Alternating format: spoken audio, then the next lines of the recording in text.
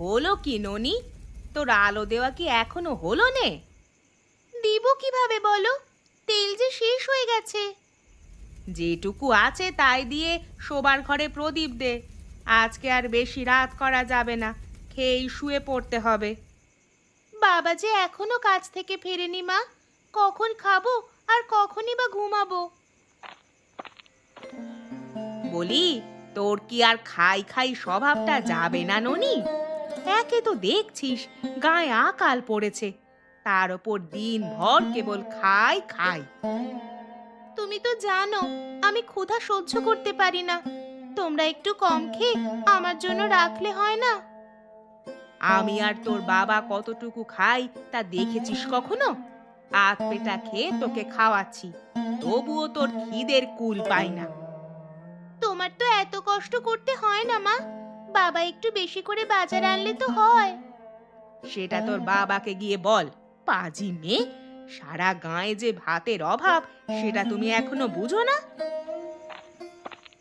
ওই তো, ওই তো বাবা এসেছে। বাবা, ও বাবা, আজ কি কি এনেছো গো হাট থেকে? তেমন কিছু আনতে পারিনি রে মা, সারাদিন কাজ করে কেবল কষের চাল এনেছি। তা তোমার ফিরতে এত দেরি হলো কেন? সেই দুপুরে ফিরবার কথা ছিল। কি করব বলো গিন্নি, কাজ খুঁজতে খুঁজতে দূর গাঁয়ে গিয়েছি, সেখানেও একই হাল। ফসলের ক্ষেত খাঁ খাঁ করছে, কোথাও একদানা শস্য নেই। সারাদিন কাজ করে এ কটা চাল কলা আনতে পেরেছি। এতেই আমাদের কয়েকটা দিন হয়ে যাবে।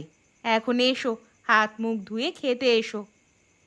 আর হাত মুখ ধুয়ে কাজ হবে না গিন্নি, স্নান না করে খাওয়া যাবে না। সারা শরীর ধুলোয় মাখামাখি হয়ে গেছে।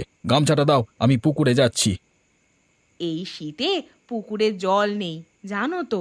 তুমি কুয়োর ধারে যাও, আমি জল গরম করে নিয়ে আসছি। তাই এসো। সে কি কাণ্ড!